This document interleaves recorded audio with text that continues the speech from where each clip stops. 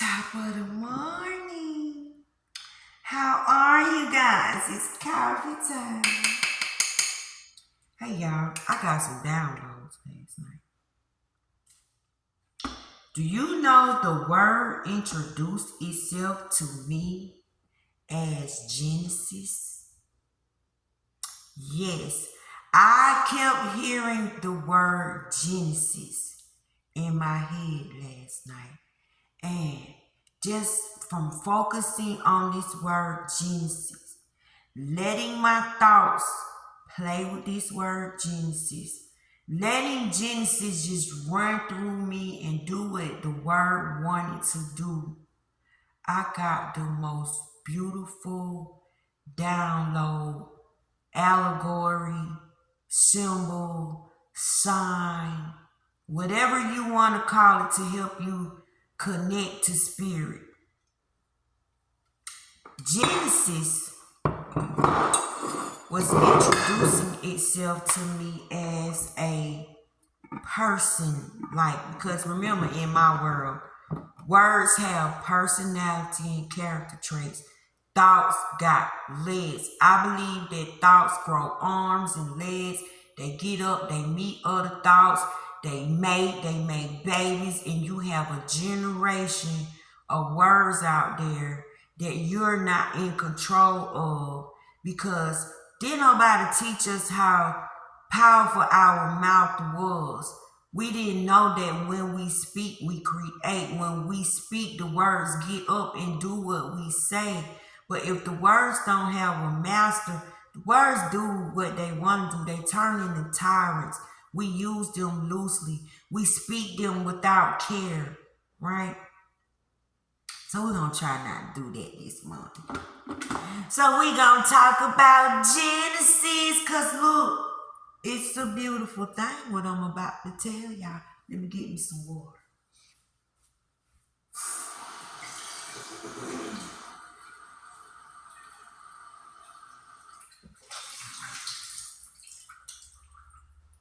It started off with me writing down my notes.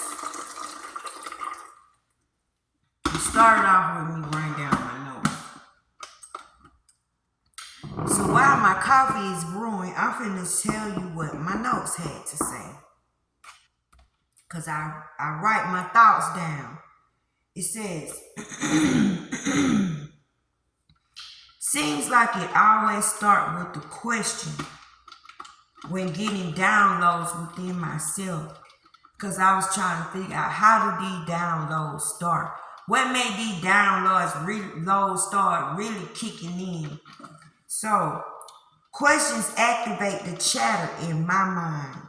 I am convinced that when I question myself, I get an answer within myself. When I think about Bible passages, the words that come to mind are ask, seek, and knock. This to me is a key code. This is how you get in. This is how you truly unlock the door. And this is how you approach the door. To unlock oneself. If I imagine life being a program, I would look for key codes. I would look for words that unlock me. If life is really a program, and the program is called the God Code, trying to get your God essence in order, right? The program that we're trying to unlock is called the God Code. Can you master enough levels of self-programming to get to the God Codes? Codes that will help you live in vision. It'll help you live inside of vision. Inside of the word vision. You will actually be what vision is. Remember, on my channel, the flesh is in this light. This is the healing center. Let there be light. This flesh is up there getting loved on. So I'm talking to your innermost, deepest parts. The parts that God is concerned about. The parts that can hang out with God and walk with God through the cool of the day. The parts that God loves. The parts that belong to Him. This is what I'm speaking to through this camera. Your butt is up there. Okay? He who has an ear, let him hear what Spirit is saying. Codes in the Bible are words and phrases. One must be a master of words to become the Lord of spirits. If you go in your word, it will always talk about the Lord of spirits. The Lord of spirits is the master who have mastered his thinking, that can control his moods and his attitudes. The one that has worked on the dark parts and brought them into light. The ones that have reconciled the bad memories, the bad things that happen, you reconcile them inside yourself. The one that has forgiven everything and done moved on and let go, and now it's all about God. We carry many behaviors. Some we are born with, and some we pick up along the way. Behavior is something very serious to God because it's not flesh.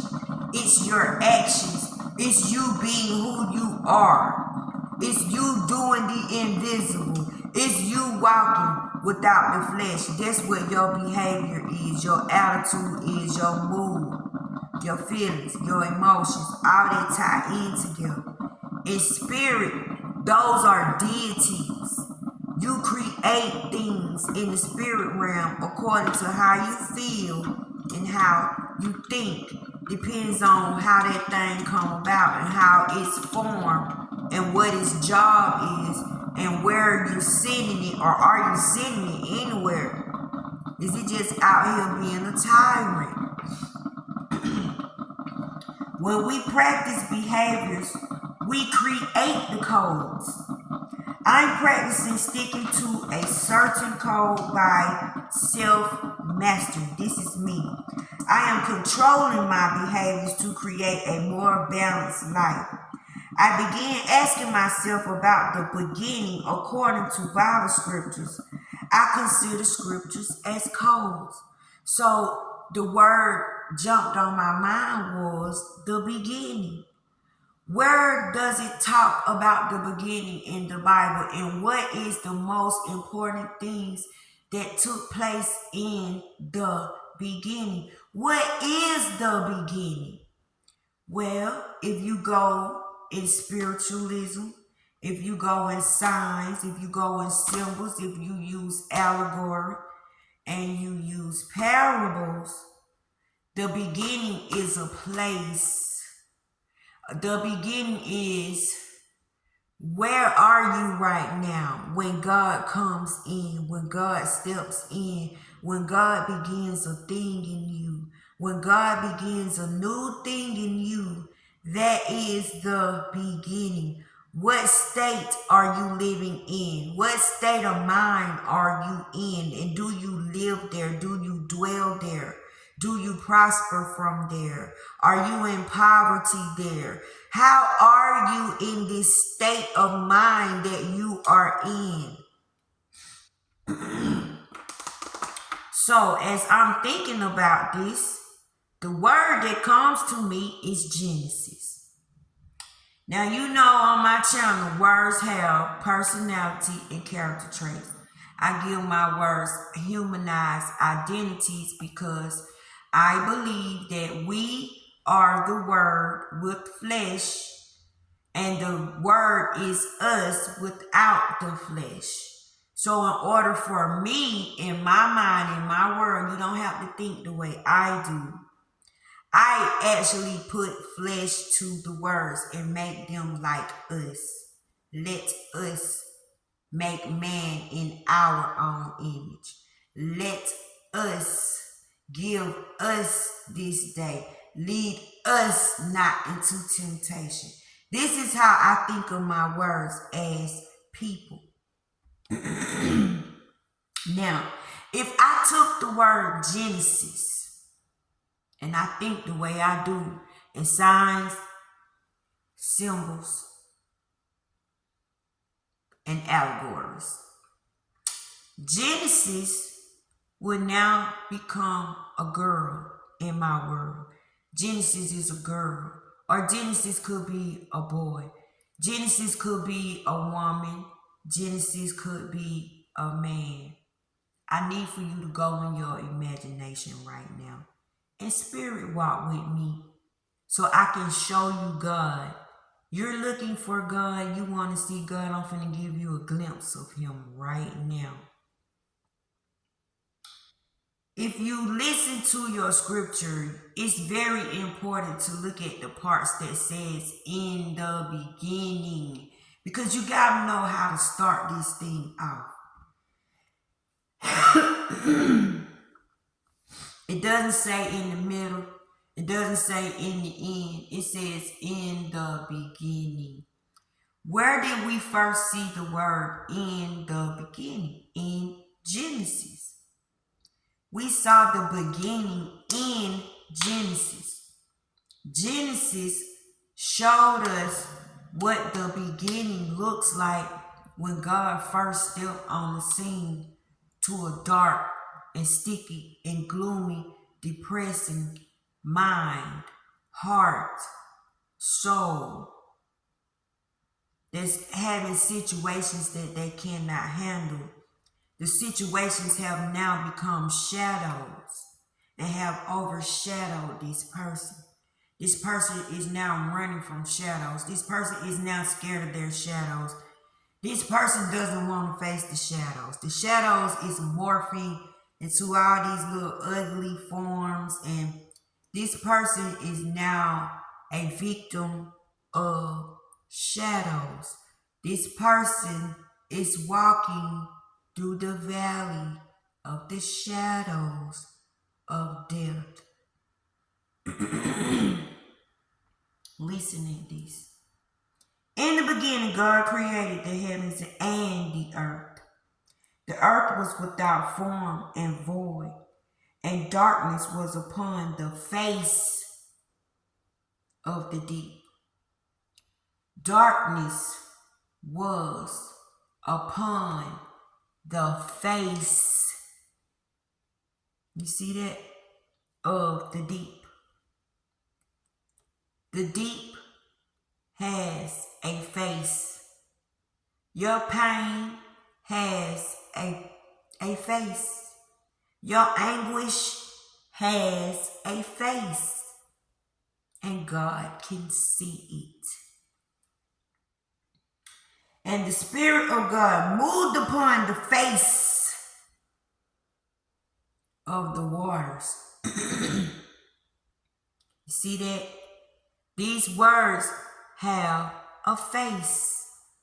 The deep has a face. The waters has a face. Don't leave me yet. Don't leave me yet. I'm going somewhere. You're gonna like this. And God said, let there be light. And there was light. This entire scripture, the first passage is nothing but codes, codes, codes. Now I'm finna read it in whole without breaking up, because I want you to pay attention to the wording.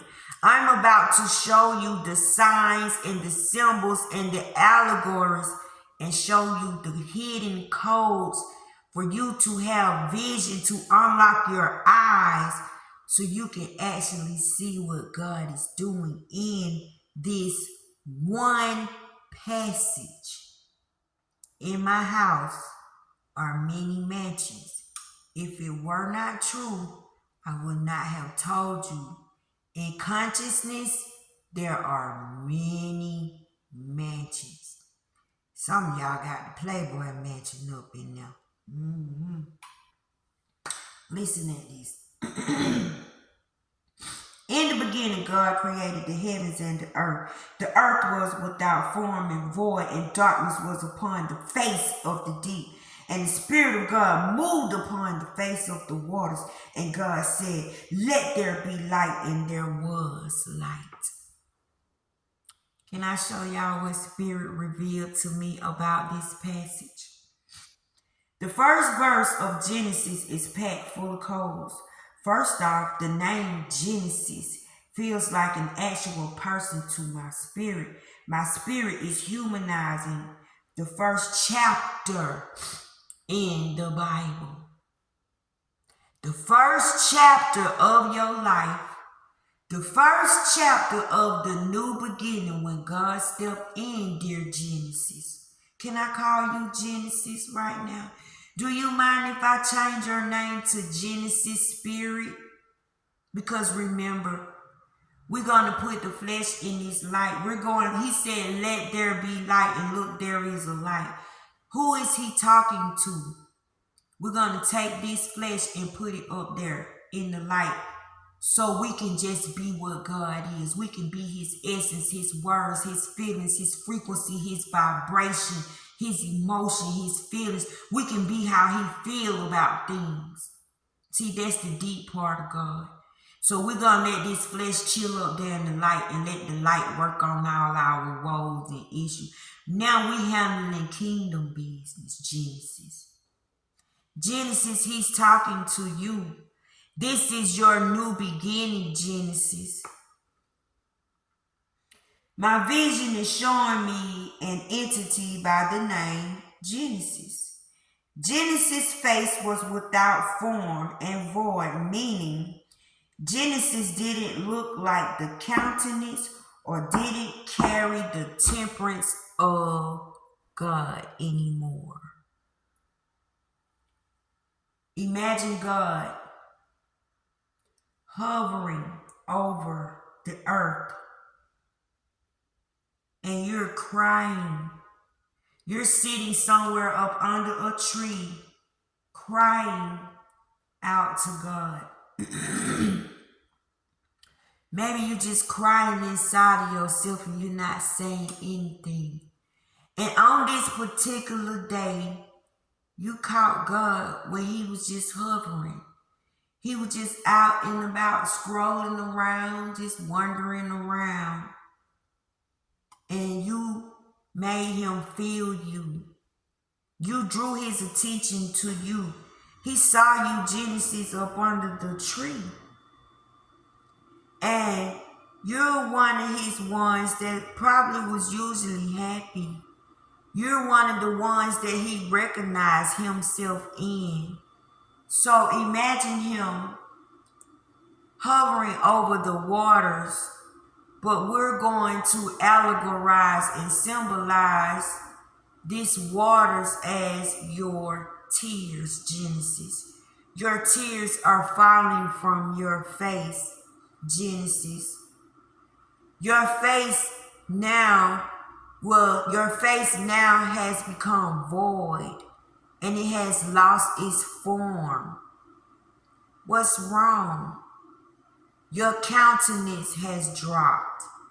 The temperance that you had in you has changed. Your behavior has changed. Your mood has changed. Your feelings are emulating. Your feelings are projecting. And it's creating this darkness around you. You don't see no way out. Reason is not in there talking to you. You're listening to all the bad memories.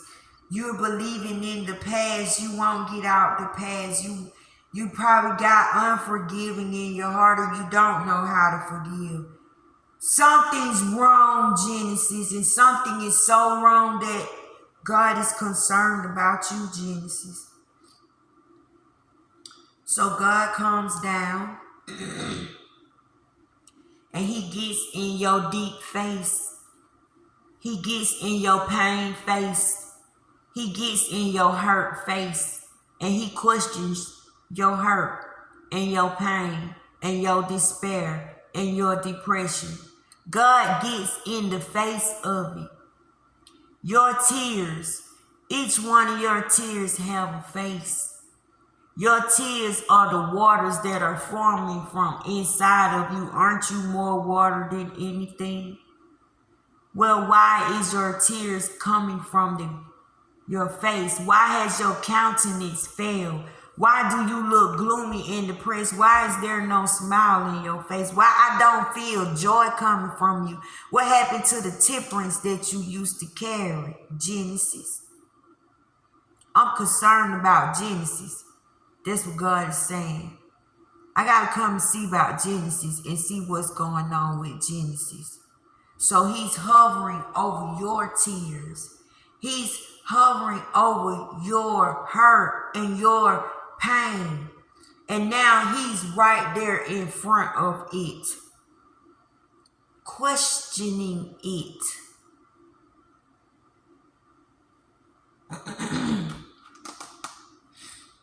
The emotional state of Genesis was dark. So dark it was deeply rooted. God could see the face of Genesis: hurt, pain, despair, remorse. Genesis looked down, depressed, not joyful or happy. Genesis was crying out to God in such a way that God could see the face of Genesis. Tears.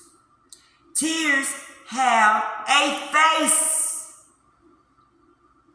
Your deepest pains have faces. If you're looking for God, I'm showing you where he is. He who has an ear, let him hear what Spirit is saying. God said, God spoke to the faces, to these tyrant thoughts and memories and emotions. He spoke to their faces. He said to their faces, let there be light. And it was so. God called light, and light came into your situation. God took the sun light and shined it on you so he can get a good view of what's going on in there. He cut the light on in there, meaning every hidden thing is now seen. Everything covered up is now up from, it done came out from up under the rock. That light so bright. That light is holy. That light is pure. And that light is for you.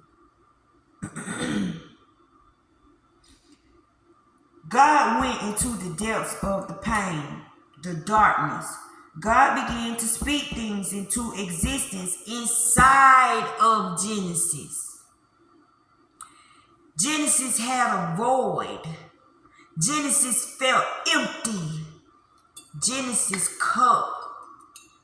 This is Genesis, y'all. Genesis cup needed to be filled.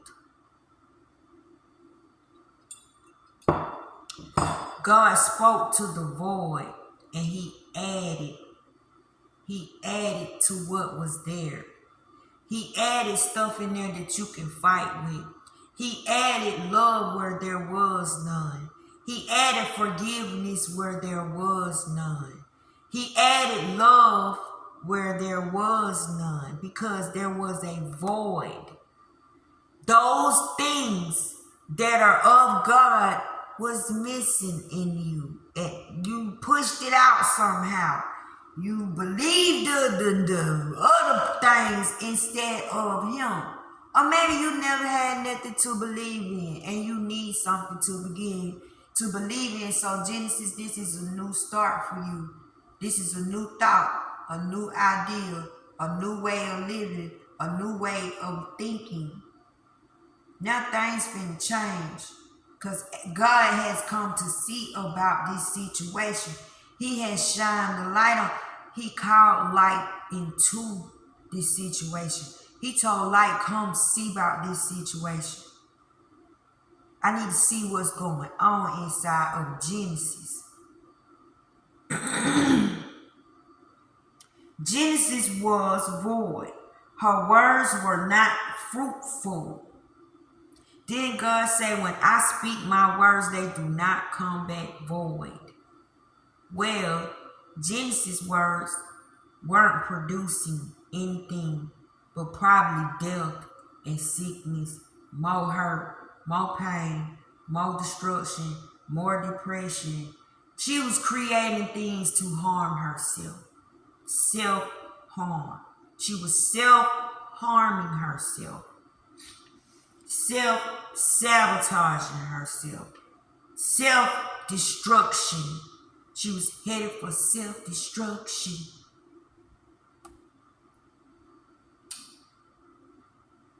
Genesis was void. Her words were not fruitful.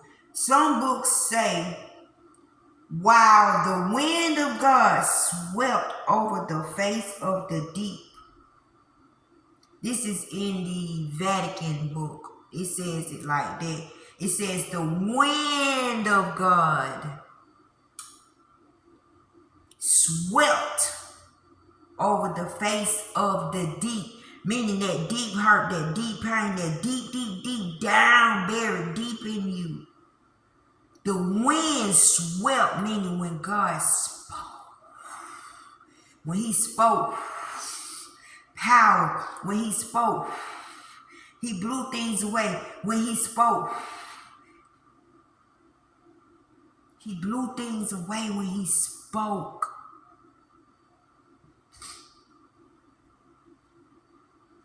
God spoke to the fears, to the void, and to the darkness. Do you see what the tyrant was? Fear, darkness, and void. Those words had faces, and God got in their face and canceled their assignments. God got in their faces and set the record straight. God got in their faces and wiped the tears away. He replaced the tears of sadness with the tears of joy. He took that void and he filled it. He took that darkness and he turned it into light. In your word, didn't it say, when light walked up on darkness, darkness backed up because it could not comprehend light. It did not understand the power of light. It didn't know love. It didn't get love. It had never met love. It had never met something like that before. So it backed up. It had no choice. When God spoke into Genesis, you beautiful Genesis, you beautiful beginning, the light took over. The first word is light. Let there be light. You must shine light into the word. From the beginning, Genesis, from the beginning, it starts with a word, a question.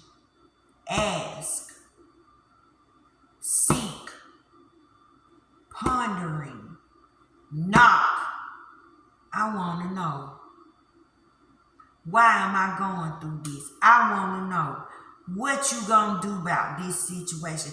I want to know what the purpose of all this is. I want to know if I'm not right, then how do I need to be in order to be a balanced being? How do I balance my feelings and my emotions? How do I deal with my hurt and my shame and my pain?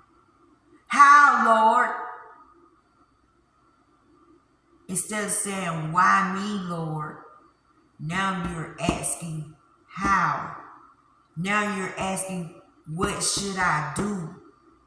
Now you're saying, how can I overcome? How can I get out? God ain't gonna force himself on you, y'all. Unless you around here persecuting him like Saul did, and then he gotta change your name to Paul. Don't do that. Genesis is heaven and earth to God. Genesis is the apple of God's eye. You have a child that is like heaven and earth to you. That child means everything to you. It's everything for you. Like, oh God, it's just everything for me. Like, you just do it for me. Ain't nothing wrong with you. You just perfect the way you are. Don't change. I just love you. It's just you do it for me. Genesis was heaven and earth to God. Come on, y'all. Spirit walk with me. God gave Genesis a new start. God even wiped tears by drying them up. He created dry land for Genesis to now walk on. Genesis don't have to live in her tears. She don't have to drown in her tears. He don't have to drown in his tears. He don't have to drown in his pain. God pulled us up out of that and placed us on dry land. He brought us out of our tears. He brought us out when he spoke. The power swept the tears away, swept the hurt away, swept the pain away, changed your heart and changed your mind. The word came in and created a new thing. The word came in and created a new heaven and a new earth. The word came in and created new thoughts and new ideas and gave you new feelings that you never experienced before. The word was a light unto your path. The word was a lamp unto your path. The word was a light unto your feet. The word was a lamp unto your feet. The word was everything to you. It lit up your path. Now you can see. Oh, I didn't know I was such a beautiful person. Oh, I didn't even know I could do this. Oh, I didn't even know this was able to happen for me. Oh, I never thought something like this could happen for me. Oh, I never thought I was this loved, this wanted, this cared for. You're not going to see it if you won't put the flesh in the light and let the light love on it. So you can see your spirit for what it is. Genesis. Your spirit is called Genesis. That is the beginning. That is where God starts at with the spirit. Genesis. The names of God are each and every one of his words. God's words, you can put them on. God's words are clothing. God's words are armor. Faith, trust, love, honor, respect, kindness, humility, humbleness, righteousness, faith, wisdom, temperance, countenance, long-suffering. You know, go in your word and find the words that God references, that God respects, that God speaks of.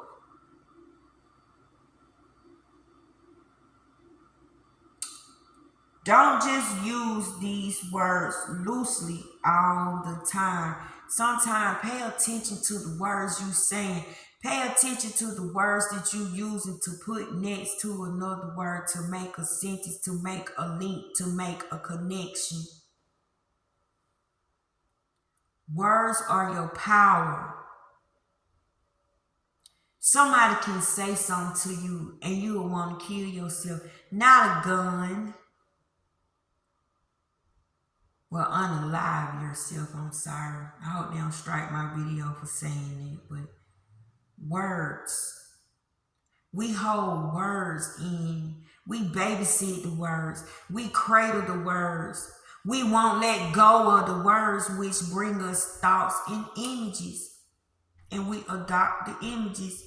And we keep the images. And we love on the images. So in our vision, we have given our vision over to that. We're not seeing no way out. We're not seeing the light at the end of the tunnel. We're seeing in darkness. How in the world can you move around in darkness and operate in darkness? It's impossible. How in the world do you know where you're going if it's no light at all? How do you feel in that darkness?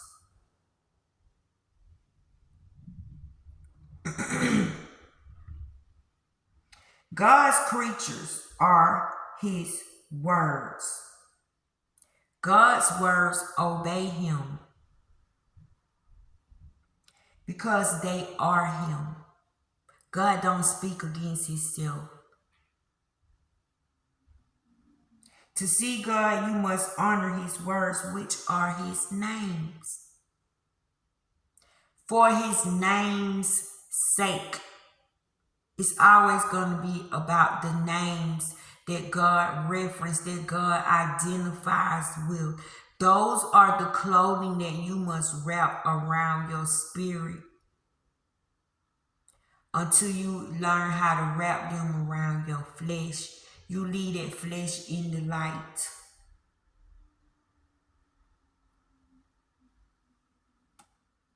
It's always going to be for his name's sake. Know thy words.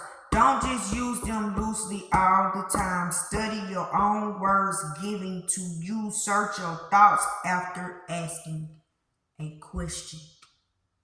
Genesis.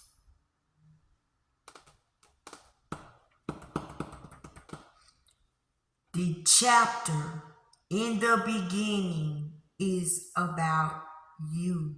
Genesis. You, oh hurtful soul. You, pain one. You, depressed one. You, confused one. And let me tell y'all, when God hovered over the water, which is your pain, he saw his reflection in it. He saw his reflection in your tears. He saw his reflection in your pain. He saw his reflection in the waters that was coming down your face. Y'all ain't seeing how deep this is. He spoke to the pain.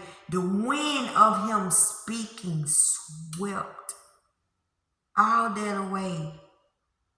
So if God is in you and God gave you his word, man, why aren't you using them to sweep away the pain, to sweep away the hurt, to sweep away the fear?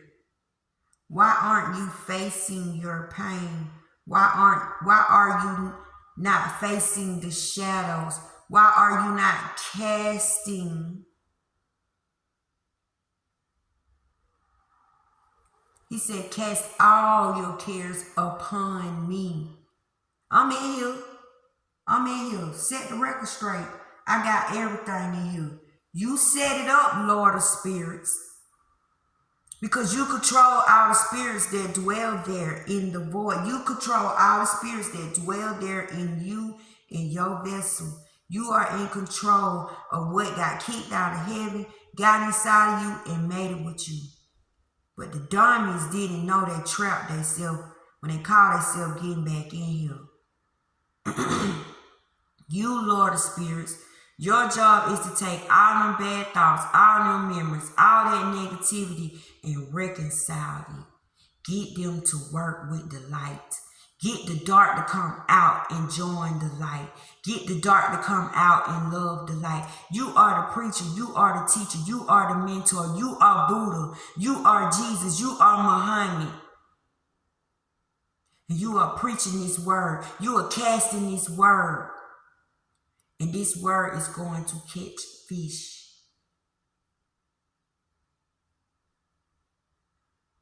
You are a fisherman of men. All this is something man put in you. You uprooting it. But you don't even have to really uproot it. You're reconciling. You seeing what's wrong with the hurt. You facing it. What's the matter, hurt? What's the matter, pain? What can I do to make you feel better? Why you calling yourself hurt? Why you calling yourself pain? Because it may not even be what you think it is. You got to face it. I guess you call this shadow work, Genesis. But it's only thoughts and memories and feelings. Nobody's really there. You're running from a shadow. You're walking in the shadow of death. Not death itself. It's just the idea of death that scares you. It's just you know about death, so that scares you. But why you participating with it? Didn't it say God didn't create anybody for destruction? It's his hope that you live. He don't agree with death. And it even said God didn't create death. Man did, by the way he speak and by the way he talk and by the way he think. And then you made yourself fit to belong to his party. We enjoy death things. We enjoy things that kill us. Why? I know God has to be shaking his head. But if you feel like you're fit to belong to death's party, you have free will. God ain't gonna stop you unless your soul really crying out to be saved. And if your soul is crying out to be saved, then that is how God recognized himself in you, because you now begin to recognize him. You begin to reverence him. You begin to call on him. You begin to call on something bigger and powerful and more mightier than you. So God comes. He's concerned about tears. He concerned about fears. He concerned about hurt. He concerned about pain. He want to wipe that stuff away. He want to teach you how to walk on your tears. He want to teach you how to swim in your tears and do the backstroke. He want to teach you how to comfort your own tears. He's giving his reflection to you. He's giving his words to you. He's giving his essence to you. He's giving his authority to you. He's giving his power to you. He's giving dominion to you. Genesis, why aren't you using it? Genesis. In the beginning was the Word. The Word was God and it was with them. God spoke to your hurt. God spoke to your pain in the beginning. So what are you doing in the beginning? How is your start? How are you starting your day out? In the beginning. What's the first thoughts that you allow to come into your mind in the beginning? How do you see yourself in the first place? How do you feel about yourself in the first place? Do you like yourself? Do you love yourself? How can you hate yourself? How can you be disgusted with yourself? Think about it. It's only behaviors that you're trying to tame. You can't tame a behavior. Is a behavior stronger than you? Is a behavior more powerful than your own conscious thinking of behavior? You're going to be taken out, Genesis, by behaviors. You're going to lose your form because of behaviors.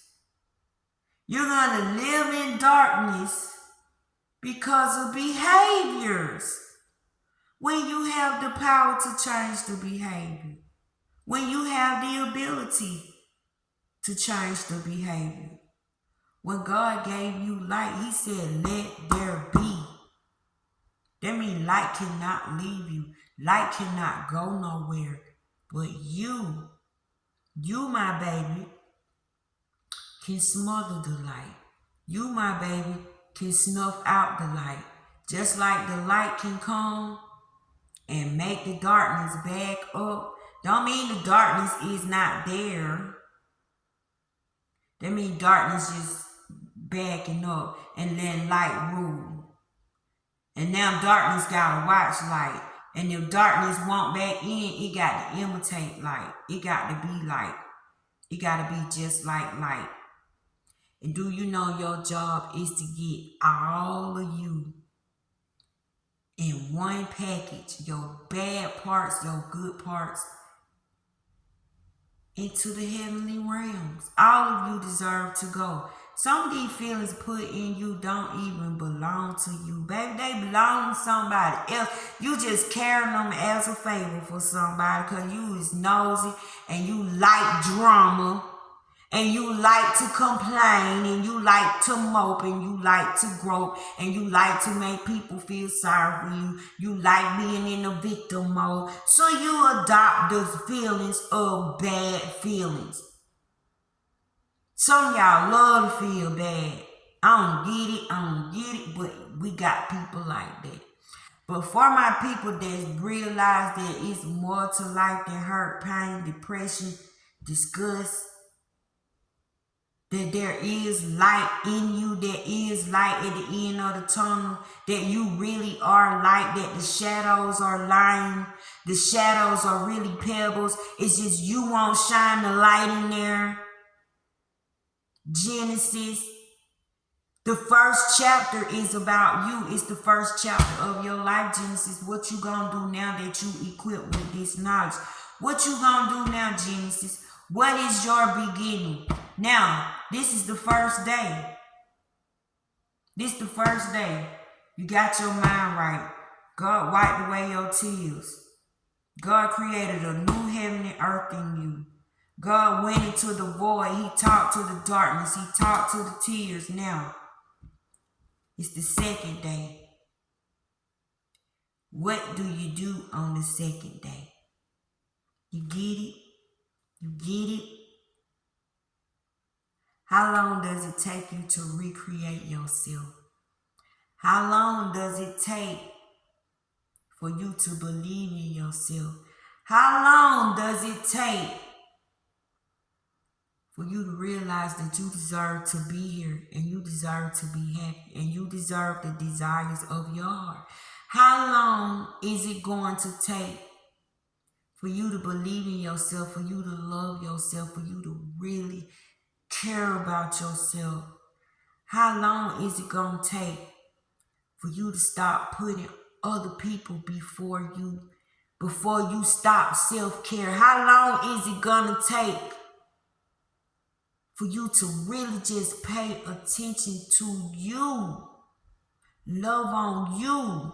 Put you first. No, you really can't help nobody and you're not helping if you're not okay. That means your fruits are empty. You doing stuff and you ain't okay with it. That's empty fruit. Your words come back void.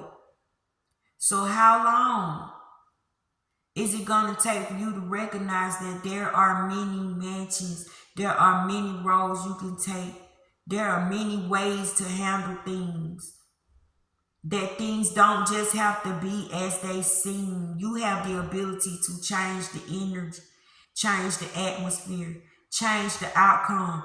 But how long, Genesis, will you recognize it?